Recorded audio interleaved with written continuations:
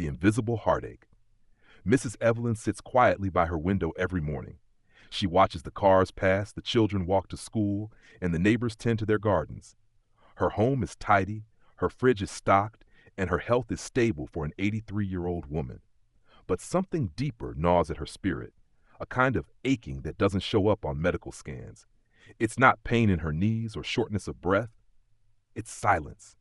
It's the absence of voices that ask how she's doing, of someone truly listening when she speaks. As we age, the body weakens, but often it is the silence, the growing emotional distance that hurts most. The elderly are among the most vulnerable groups in society, not just in terms of physical health, but in terms of emotional neglect. We often assume their needs are limited to medication, nutrition, and mobility, while forgetting a basic human truth. To be human is to be heard. In today's fast-paced digital world, the elderly are often overlooked, spoken over, or simply left behind. They may live surrounded by family or in care homes filled with people, yet still feel profoundly alone. Not because no one is around, but because no one is really listening. This is not just a matter of kindness, it's a matter of psychological survival. Research consistently shows that older adults who feel isolated or emotionally disconnected suffer from higher rates of depression, anxiety, and even physical illness. The brain, like the body, withers without stimulation. But more than that, the soul withers when it feels unseen. Listening may seem like a small thing, but for the elderly, it can be life-changing. A simple conversation, an open ear, or even a few minutes of undivided attention can make the difference between feeling invisible and feeling alive. This article explores one of the most understated but critical needs in old age, the need to be heard and to stay connected. We'll look at the psychological reasons behind it, the impact of loneliness, the generational gap that contributes to disconnection, and real stories of transformation through simple acts of listening. Most importantly, we'll discuss practical ways each of us, regardless of age, can be part of the solution. Because in the end, our elders don't ask for much. They don't want us to fix their past or promise them the future. They just want us to sit beside them and say, "I'm here. Tell me your story." The psychology of aging, why being heard matters. Aging is not just a biological process, it is an emotional journey. As people grow older, they experience a cascade of changes: retirement, loss of social roles, physical limitations, bereavement, and shrinking social circles. Amid these transitions, one psychological need remains steadfast, and in many cases becomes even more urgent: the need to be heard. In Maslow's hierarchy of needs, belongingness and love are considered essential to psychological health. This need doesn't fade with age, it intensifies. As older adults lose their roles as caregivers, professionals, or household leaders, the ability to connect through communication becomes a crucial anchor for their identity and self-worth. When someone listens to them, not just hears, but truly listens, they feel valued. When they are dismissed or ignored, it chips away at their sense of relevance in the world. The identity mirror, being heard as a validation of existence. In youth and middle age, we often define ourselves through our actions, our jobs, families, hobbies. But in older age, when these activities may diminish, storytelling becomes a vital way of reaffirming who we are. Seniors often repeat memories not out of forgetfulness, but because those stories are threads in the tapestry of their lives. When someone listens, they're not just hearing words, they're affirming a person's entire journey. Take, for example, Mr. Haruto, an 87-year-old retired engineer. He speaks often of a bridge he helped design decades ago. To some, it's an old man's obsession with the past. But for Mr. Haruto, that bridge is a symbol of purpose and contribution. When someone listens with genuine curiosity, it reinforces that his life has mattered, that his legacy is not forgotten. Psychological consequences of not being heard. When older adults feel unheard, the emotional consequences can be severe. Emotional isolation, feeling invisible or like a burden, can lead to a deep internal withdrawal. Loss of self-worth. If no one asks about their opinions or memories, they may begin to question whether they still matter. Increased anxiety and depression. Studies have shown that lack of social interaction and communication significantly heightens the risk of depression in seniors. Cognitive decline. Conversation and connection stimulate the brain, A lack of engagement can contribute to mental stagnation and even accelerate dementia symptoms. The act of listening is, therefore, more than a social nicety, it's a form of psychological care. I don't want advice, I just want you to listen. A common misstep in intergenerational communication is the urge to fix or advise rather than simply listen. But most elderly individuals aren't looking for solutions, they're looking for presence. They want someone to listen without judgment, without rushing the conversation, and without redirecting the topic. This is especially true when seniors talk about grief or regrets. Younger people often feel uncomfortable or unqualified to engage with these emotions and end up deflecting. But silence can be more painful than facing hard topics. Being listened to in these moments allows seniors to process, reflect, and find peace. The biological backing, why listening feels so good. From a neurological standpoint, being heard activates regions in the brain associated with pleasure and reward. The hormone oxytocin, often called the bonding hormone, is released during moments of genuine connection. For seniors who may experience fewer such moments daily, this neurological stimulation can be incredibly uplifting. Conversely, being ignored or dismissed can trigger stress responses in the body, increasing cortisol levels and contributing to feelings of threat or rejection, even if no one meant harm. Over time, these emotional injuries can lead to chronic stress and serious health issues. Being heard as a social lifeline. In many cultures, the elderly are seen as reservoirs of wisdom, but in modern urban life, that respect is often lost. Instead of reverence, many seniors encounter indifference. This social neglect feeds the feeling that they are living on the outskirts of relevance. But when someone chooses to listen, really listen, it becomes a bridge. It becomes a bridge. It invites the elderly back into the conversation, back into community, back into meaning. Whether it's a nurse taking an extra minute during a hospital check-in or a grandchild asking about a childhood memory, these moments signal you still matter. Understanding elderly communication requires reading between the lines. A story about how things were better in the old days may reflect a longing for purpose. A repeated anecdote may be a bid for connection. A complaint about modern technology may be masking the fear of being left behind. Listening isn't just about the words, it's about what lies beneath them, the loneliness epidemic among seniors. Loneliness is often thought of as a fleeting emotion, a passing feeling of being alone. But for millions of older adults, loneliness has become a permanent fixture, a quiet and relentless companion. It's not just a personal issue, it's a public health crisis. According to the World Health Organization, more than 1 in 3 older adults experiences feelings of loneliness on a regular basis. In countries like the United States, United Kingdom, and Japan, the numbers are even more alarming. In fact, the UK has appointed a minister for loneliness with a particular focus on the elderly. That's how serious this has become. Alone versus lonely, the critical difference. It's important to distinguish between being alone and feeling lonely.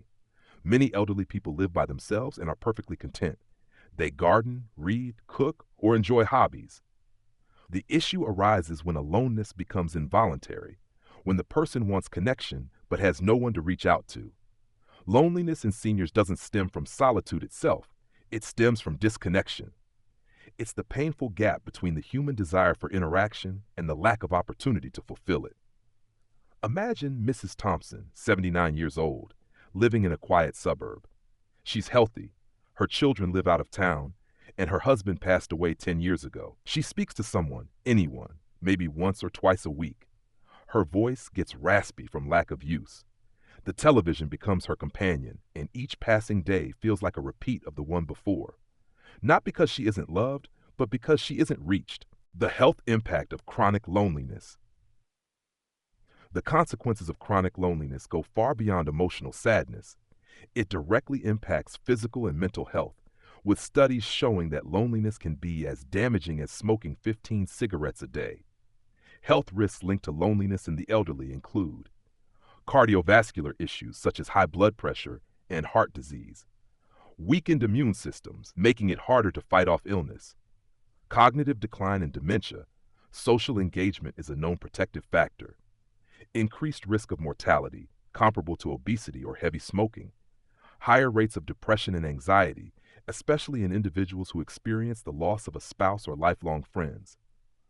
Loneliness, in essence, is not just an emotion, it is a toxic stressor that weakens the body, clouds the mind, and dims the spirit. The silent suffering in nursing homes. Even in places designed for care and community, such as nursing homes or assisted living facilities, loneliness can still thrive. Despite being surrounded by others, many seniors feel emotionally disconnected. They may be spoken to in rushed tones by busy caregivers. They may be surrounded by residents with advanced dementia and struggle to find meaningful conversation. They may miss their families who only visit occasionally and gradually feel forgotten. One study conducted in nursing homes found that over 60% of residents reported feeling lonely often, despite communal living. The presence of people is not the same as the presence of connection. The pandemic effect. The COVID-19 pandemic intensified this crisis. Lockdowns meant that many elderly individuals were cut off from the outside world. Care homes barred visitors.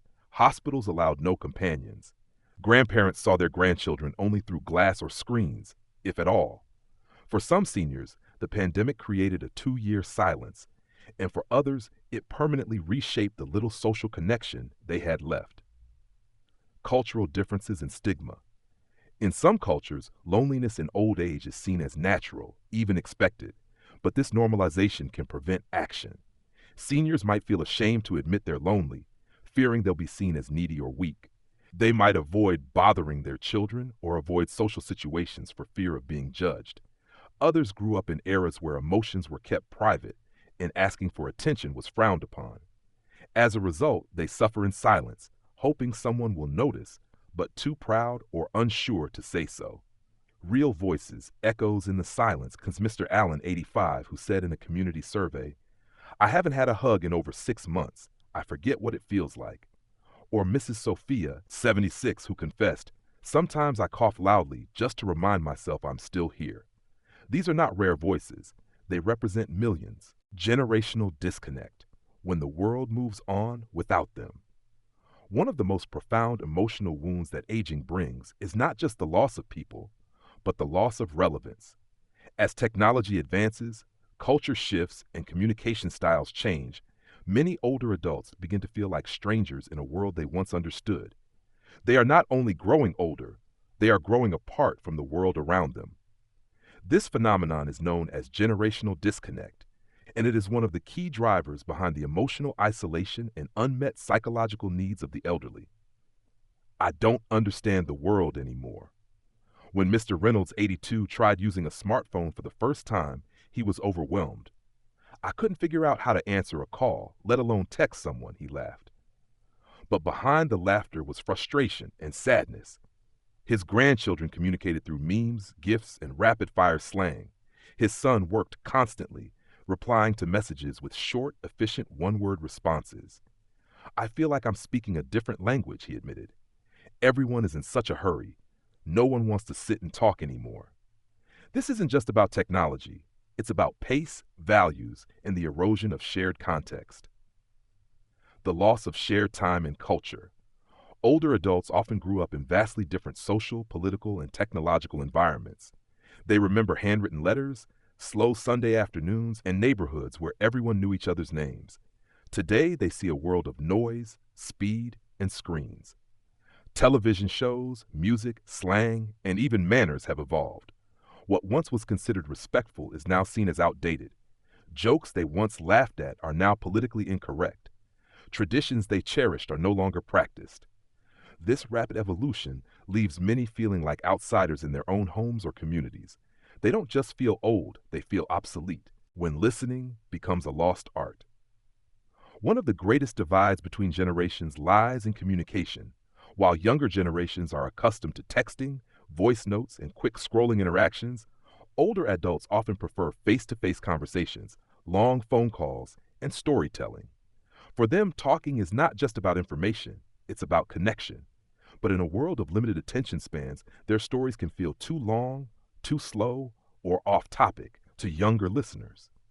As a result, many elderly people stop trying to share. They begin to retreat inward, storing their memories, emotions, and reflections where no one can access them. They may sit silently at family dinners or stay quiet during group conversations, not because they have nothing to say, but because they feel no one has the patience to listen. The myth of they have each other. One might assume that older adults naturally connect with each other, bridging the gap by forming senior communities or social clubs. While this can be true, it's not always simple. Generational disconnect isn't just between young and old, it also exists within the elderly themselves.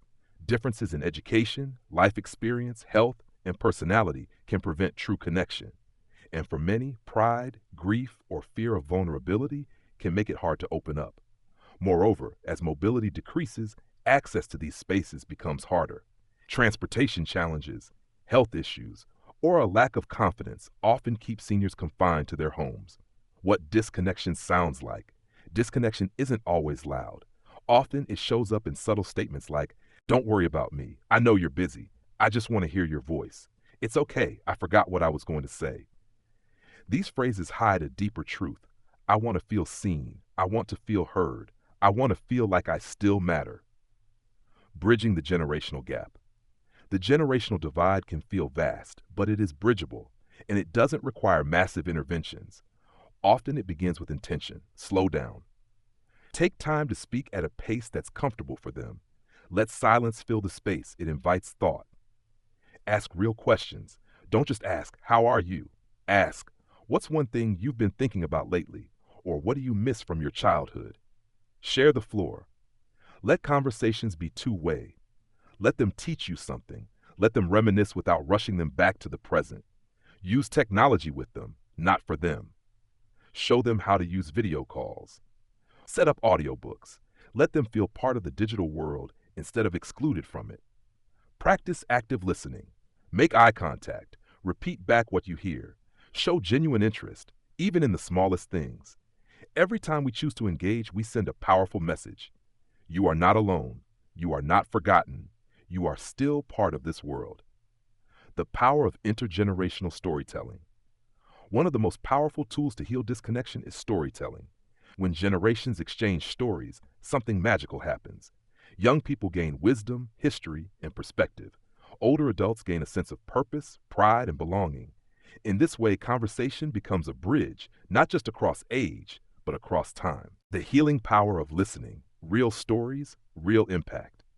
In a world that often rushes past its elders, the act of listening can feel like a gift. But for many older adults, it is more than just a kind gesture. It is a lifeline. Being truly heard can restore dignity, rekindle joy, and even improve physical and mental health.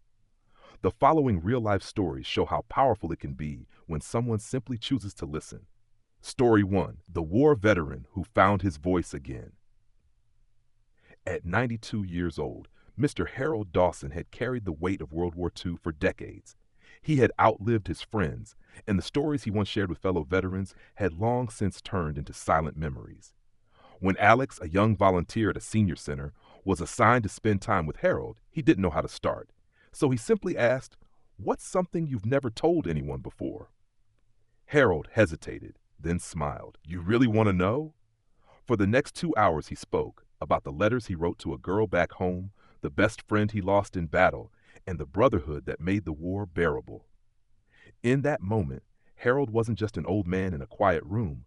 He was a soldier, a storyteller, a friend. After that conversation, something changed. Harold, who had once withdrawn from social events, began to engage again. The burden of unspoken memories lightened, not because anything was solved, but because someone finally listened. Story 2. The grandmother who stopped saying "I'm fine." Mrs. Elena Rodriguez, 81, had mastered the art of pretending. Whenever her grandchildren asked how she was, she'd smile and say, "I'm fine, Carino. Don't worry about me." But she wasn't fine. She missed her late husband. She felt useless without a big family to cook for. She longed for deep conversations, not just check-ins. One day her granddaughter Sofia asked, "Abuela, tell me a story about you that I don't know." Elena paused, then laughed. "Oh, mija, there are too many." That night she shared stories of her teenage years in Mexico, how she fell in love, and the dreams she once had. For the first time in a long time, she wasn't just abuela or mom. She was Elena, a woman with a full, rich life. From then on, Sofia made it a tradition to ask one new question every week. And Elena? She stopped saying I'm fine just to keep things simple. She had stories to tell. And finally, someone who truly wanted to listen. Story 3. The man in the nursing home who spoke again. Mr. Thomas Williams, 88, had lived in a nursing home for 3 years and barely said a word. He ate in silence, watched TV in silence, and sat by the window in silence. The staff assumed he had nothing left to say until a new team member, Lisa, began sitting beside him every day, even though he never replied. One afternoon, she brought in a record player and played a jazz album from the 1950s. She noticed a flicker in his eyes. "You like this music, Mr. Williams?" she asked. For the first time in years, he responded, "Yes." That one word unlocked a flood of stories. Over time, Lisa learned that Mr. Williams had been a jazz musician. She asked him about his music, and slowly he began to open up. Within months, Thomas went from silent observer to leading a small music appreciation group. His depression eased, his appetite improved, and he began reconnecting with others, all because someone took the time to listen, not just with ears, but with presence. Why these stories matter. These aren't just heartwarming moments. They reveal the real measurable impact of being heard. Emotional healing. Unspoken memories and feelings can weigh heavily. Talking about them can ease that burden. Reclaimed identity. Sharing stories helps older adults remember who they are and remind others too. Stronger social bonds. When people feel heard, they're more open to connecting. Better mental health. Research shows that regular, meaningful conversations can reduce depression and slow cognitive decline. Simple ways to listen better. Be patient with their stories. Elders may repeat themselves, not because they forget, but because those stories define who they are. Each retelling is an invitation to understand them more deeply. Ask more meaningful questions. Move beyond "how are you?" Try, what's one lesson life has taught you?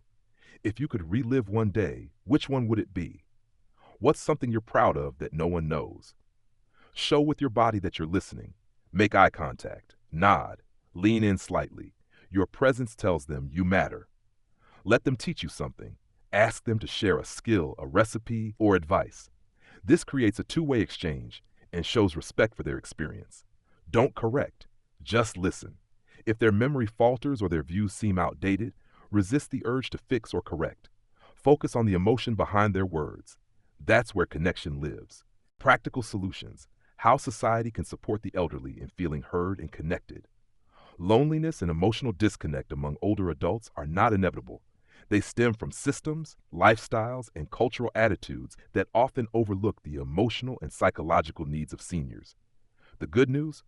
Change is possible, not just individually, but across families, communities, and society as a whole. Here are practical, human-centered, and evidence-based solutions that can help older adults feel truly heard, valued, and connected. 1. Family-based solutions. Rebuilding bonds at home. Prioritize regular, meaningful interaction. Weekly video or phone calls. Go beyond surface-level check-ins. Ask open-ended questions and practice active listening. Family storytelling nights. Create space for grandparents to share life memories and family history. It fosters connection and honors their lived experiences. Celebrate everyday moments. Include seniors in daily decisions, not just special occasions. Their presence should be woven into the rhythm of family life. Create intergenerational traditions. Cook old family recipes together. Garden with grandchildren. Watch classic films and discuss how life has changed. These rituals build emotional bridges and offer seniors a sense of belonging and continuity. Use technology as a tool for connection. Help seniors navigate smartphones, tablets, and video calling apps like WhatsApp or Zoom. With a little patience, technology becomes a lifeline. A 10-minute tech lesson from a grandchild can open doors to 100 new connections. 2. Community-based solutions. Making space for community listening programs. Establish local centers where elders engage in structured conversations with peers, students, or volunteers through formats like memory cafes, story circles, intergenerational book clubs, listening booths at libraries or fairs where seniors can share and record their stories. These programs promote emotional release, social bonding, and cultural preservation. Senior mentorship initiatives. Create opportunities for older adults to mentor youth. retired teachers supporting students, former professionals guiding aspiring entrepreneurs, grandparent figures for at-risk youth. This validates elders' wisdom and builds relationships rooted in mutual respect. Accessible transportation and mobile services. Connection is impossible without access. Offer discounted senior shuttle services, mobile libraries and wellness pop-ups, home visits from trained volunteers who engage in meaningful conversation. Institutional and healthcare solutions. Train caregivers in emotional communication. While caregivers are often overstretched, even small changes can have a big impact. Provide training in empathetic listening, nonverbal cues like touch and eye contact, cultural sensitivity, encouraging story sharing and life review. Design senior living spaces to foster interaction. Spaces shape behavior, build environments that encourage connection.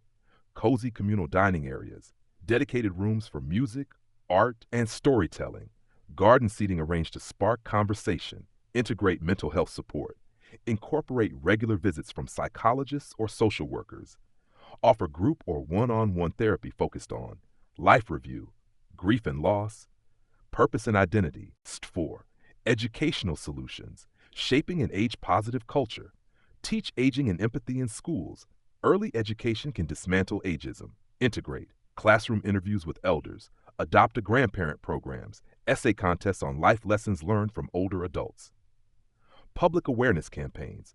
Governments and NGOs can promote campaigns like Call Your Elder Day, short films or podcasts celebrating senior stories, social media challenges that highlight wisdom across generations. Visibility changes perception, and perception shapes action. 5. Tech innovation with a human heart. Voice companion apps designed for seniors. Emerging AI tools can support elders by having simple, friendly conversations, telling stories or jokes, sending reminders, helping them connect with loved ones. When designed with empathy, technology can offer both companionship and care. Life Story Archives. Build easy-to-use platforms where seniors can record and share their stories, passed down to families, schools, or preserved in digital museums. This turns every elder into a living legacy. 6. Government and policy-level action. Fight ageism in media and society. Encourage age-inclusive representation in advertising, media, and public messaging. Portray seniors not as frail or dependent, but as vibrant, wise, and active members of society. Fund emotional wellness programs governments can invest in, initiatives to reduce loneliness, volunteer companionship networks, listening line, helplines staffed by trained listeners. Support caregivers financially and emotionally, offer tax breaks, respite care, and training for family caregivers. A supported caregiver is more present, more compassionate, and a better listener. Conclusion: rebuilding a culture that honors its elders. We've journeyed through the emotional, psychological, and social terrain of aging, uncovering how the need to be heard and connected is not a luxury for the elderly, but a fundamental human necessity. We've seen stories of transformation, examined the quiet toll of loneliness, and discovered the deep healing that comes from one simple act: listening. And as we arrive here, one truth rises above all: a society that forgets to listen to its elders forgets its own soul. The mirror of age, what the elderly teach us. Aging is the one experience every human, regardless of status, culture, or belief, will eventually share. To ignore the voices of our elders is to deny the future we all walk toward.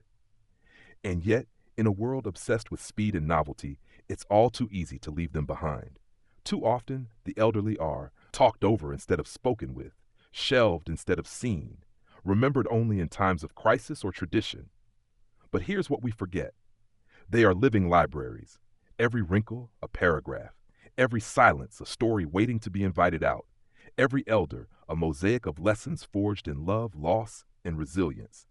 When we listen to them, we don't just honor their past, we protect our collective future.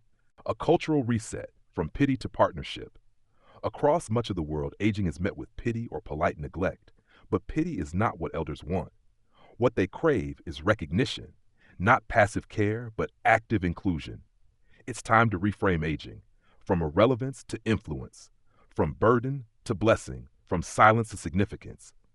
This shift begins with individuals, with families, with schools, with governments. with anyone who has ever been shaped by the love, labor, or lessons of an older adult. In other words, all of us. Building a listening society one conversation at a time. How do we start? Not through sweeping reform, though that helps, but through small, consistent acts done with great intention. One question: what's something you've never told anyone before? One moment of presence. Put down your phone, look into their eyes, just be there. One act of inclusion. Invite them into your plans, your conversations, even your silences. These tiny acts create ripples. Ripples become waves. Waves become culture.